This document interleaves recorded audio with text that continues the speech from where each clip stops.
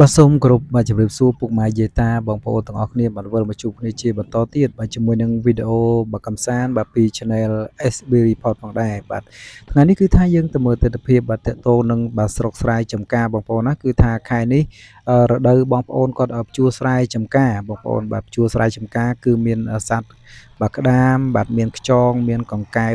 ផងដែរបាទក្នុងនោះក៏មានកង្កែបអូបក៏ដូចជាកង្កែបស្រូវឬក៏កលនតនបាទហើយនេះគឺថាបាទកូនខ្ញុំបាទកំពុងតែភ្ជួរបាទនៅស្រែនៅតាមស្រុកស្រែចម្ការបាទគឺថាយើងភ្ជួរក្នុងបាទដើមខែ5តែម្ដងបងប្អូនណាបាទដើមខែឧសភាគឺចាប់ផ្ដើមភ្ជួរហើយ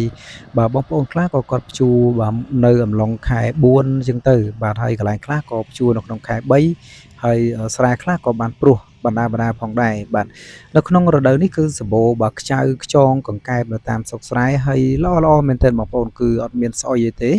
បាទខ្យងនេះគឺខ្យងល្អបាទហើយសម្រាប់បើយើងចង់រើសបាទខ្យងក្រាំងចង់ឲ្យយកទៅហូបឬក៏ទៅឆាអីស្ងោរគឺបានតែម្ដងបងប្អូនបាទនេះគឺថាខ្ញុំបានគ្រាន់តែភ្ជួរដីបាទមិនទាន់បាន1ហិកតាទេបងប្អូនបាទអត់ទាន់បាន1ហិកតាទេគឺបាទកូនខ្ញុំបានចាប់បានកង្កែបបាទកង្កែបអូបមួយកង្កែបក្រាំងគឺធំគ្រាន់បើដែរបងប្អូនចាប់បានកង្កែបអូបមួយប៉ុន្តែដោយសារតែវីដេអូនេះគឺខ្ញុំបានថតត្រឹមតែ1នាទីជាងគឺអត់បានថតបានច្រើនទេហើយដោយសារតែរវល់បាទមើលស្រែមើលអីចឹងណាបាទហើយបើយើងខានជួបគ្នាយូរដែរបងប្អូនបាទលើកក្រោយៗខ្ញុំបាននឹងចេញវីដេអូបាទកម្សាន្តបាទបន្ថែមទៀតផងដែរបាទសម្រាប់ពេលនេះខ្ញុំបាទសូមគោរពលា